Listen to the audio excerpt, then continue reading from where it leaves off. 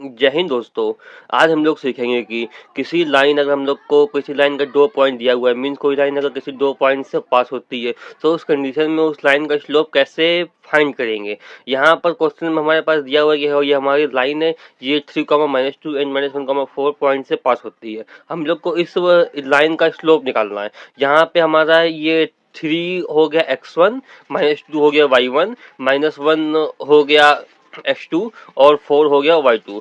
Slope का formula होता है m equal to y2 minus y1 upon x2 minus x1। y2 की value put कर दी, y1 की वैल्यू पुट कर दी और x1 और x2 की वैल्यू यहाँ पे हमने पुट कर दी। और जब इनको हमने सॉल्व कर लिया तो हमारा यहाँ पे स्लोप आ गया -3/2। ये हमारा हो गया फाइनल आंसर। अगर हम लोग को कोई लाइन दी हुई है जो किसी 2 पॉइंट से पास होती है तो उस केस में उस लाइन का हम लोग स्लोप कैसे फाइंड करते हैं। यहाँ हमारे पास लाइन दी हुई है, ये लाइन हमारे 3, -2 एंड 7, -2 से पास होती है। हम लोग को इस लाइन का स्लोप फाइंड करना है। यहाँ पे हमारा 3 हो गया x1, -2 हो गया y1, 7 हो गया x2 एंड -2 हो गया y2। हमारे पास फार्मूला होता है स्लोप फाइंड करने का m equal to y2 minus y1 upon x2 minus x1। यहाँ पे हम लोग को y1 y2 x1 x2 की वैल्यू पुट कर देंगे। y2 की वैल्यू है -2 पुट कर दिया, y1 की वैल्यू भी -2 है तो हमने पुट कर दिया, और x1 की वैल्यू है 3, x2 की वैल्यू है 7, ये पुट कर दिया। और जब इनको सॉल्व करेंगे तो हमारी वैल्यू आ जाएगी 0। तो यहाँ पे इस लाइन का स्लोप हो गया 0। ये हमारा हो गया फाइनल आंसर। अगर हमारे पास कोई लाइन दी हुई है, वो लाइन किसी 2 पॉइंट से पास होती है तो उस केस में उस लाइन का हम लोग स्लोप कैसे फाइंड करते हैं। यहाँ पे हमारे पास लाइन दी हुई है जो कि 3, -2 और 3, 4 से पास होती है। हम लोग को इस लाइन का स्लोप निकालना है इस क्वेश्चन में। हमारा 3 यहाँ पे हो गया x1, -2 हो गया y1 यहाँ, और ये वाला 3 हो गया हमारा यहाँ पे x2 और 4 हमारा हो गया y2। हमारे पास फार्मूला होता है m equal to y2 minus y1 upon x2 minus x1। यहाँ पे हम लोगों ने y1 y2 x1 x2 की वैल्यू पुट कर दी, और जब इसको सॉल्व करेंगे तो यहाँ पे डिनोमिनेटर में आ जाएगा 0।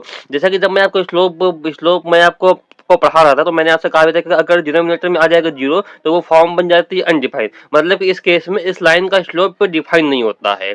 ये हमारा हो गया फाइनल आंसर। हमारे पास कोई लाइन है, वो लाइन पॉजिटिव एक्स एक्सेस से कुछ डिग्री का एंगल बनाती है, तो हम लोग उस केस में उस लाइन का स्लोप कैसे फाइंड करेंगे। यहाँ पर हमारे पास ये लाइन दी हुई है और बोला गया है कि ये line positive direction of x axis से 60 डिग्री का एंगल बनाती है, और इस लाइन का स्लोप फाइंड करने के लिए बोला गया है। जैसा कि जब मैं आपको स्लोप में ये वाला फॉर्मूला पढ़ा रहा था m equal to tan alpha, और मैंने ये बात आपको काफी बार बताई भी थी। यहाँ पे अल्फा जो एंगल होता है वो ये एंगल होता है कि लाइन एक्स एक्सिस की पॉजिटिव डायरेक्शन से कितना एंगल बनाती है, वो होता है अल्फा।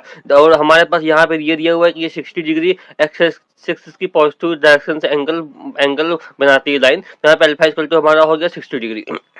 यहाँ पे हमने अल्फा की वैल्यू पुट कर दी, m equal to tan 60 degree, और tan 60 की वैल्यू होती है √3। तो हमारा यहाँ पे लाइन स्लोप आ गई √3। पर कोई लाइन दी हुई है, वो लाइन एक्स एक्सिस की पॉजिटिव डायरेक्शन से कुछ डिग्री का एंगल बनाती है, तो उस केस में हम लोग उस लाइन का स्लोप कैसे फाइंड करेंगे।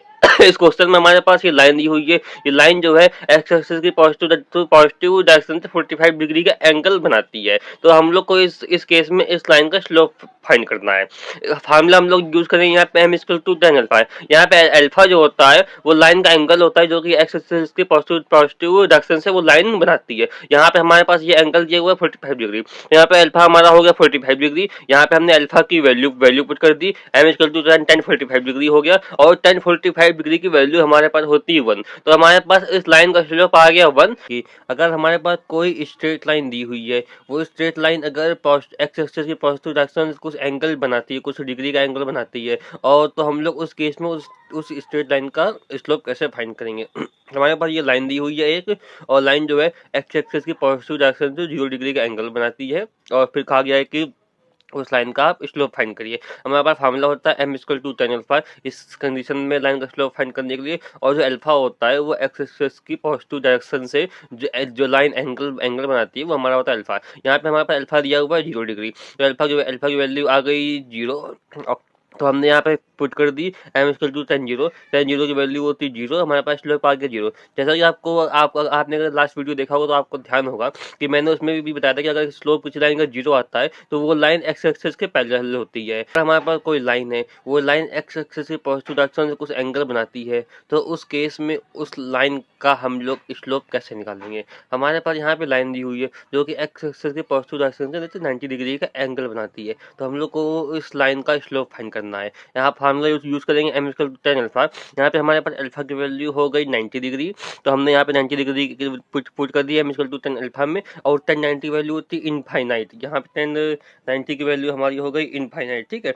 और फिर यहाँ पे हमारा m हो गया अनडिफाइंड, जैसा कि यहाँ पे अल्फा जो है, यहाँ पे अल्फा इक्वल टू 90 डिग्री है। मैं आपको पहले भी इस बारे में बता चुका हूँ कि अल्फा का 90 होता है तो लाइन जो होती है हमारी एक्स एक्सिस पे परपेंडिकुलर होती है, और अगर कोई लाइन अगर परपेंडिकुलर है तो उसका स्लोप डिफाइन नहीं होता है। ये बात मैंने आपको यहाँ पर प्रूव भी कर दी है कि अगर हमारे पास कोई लाइन दी हुई है, उस लाइन के हम लोग को स्लोप दिए हुए हैं किन्हीं दो लाइन के, और उन दोनों लाइन के बीच का एंगल पूछा गया है, तो हम लोग उन लाइन के बीच का एंगल कैसे फाइंड करेंगे। हमारे पास यहाँ पे दो लाइन दी हुई है, पहली लाइन का स्लोप 3 है और दूसरी लाइन का स्लोप हमारे पास 1/2 है, और हमारे पास उन लाइन के बीच का एंगल पूछा गया है, तो हमारे पास m1 इक्वल टू 3 हो गया, m2 इक्वल टू 1/2 हो गया। दो लाइन के बीच का एंगल निकालने का फॉर्मूला होता है tan theta equal to m1 minus n2 upon 1 plus m1 into m2।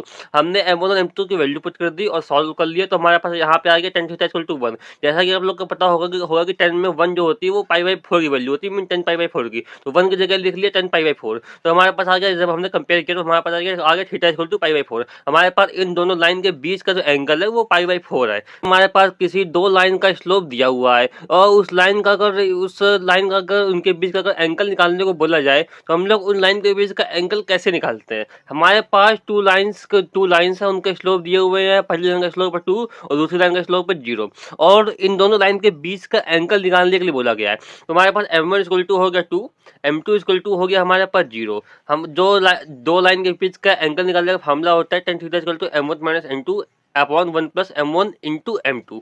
हमने यहाँ पे m1 और m2 की वैल्यू पुट कर दी और इनको सॉल्व कर लिया, तो हमारे पास आ गया tan थीटा इक्वल टू 2 और थीटा इक्वल टू हो गया tan इनवर्स 2। ये हमारा हो गया इन दोनों लाइन के बीच का एंगल। मिलते हैं नेक्स्ट वीडियो में, धन्यवाद।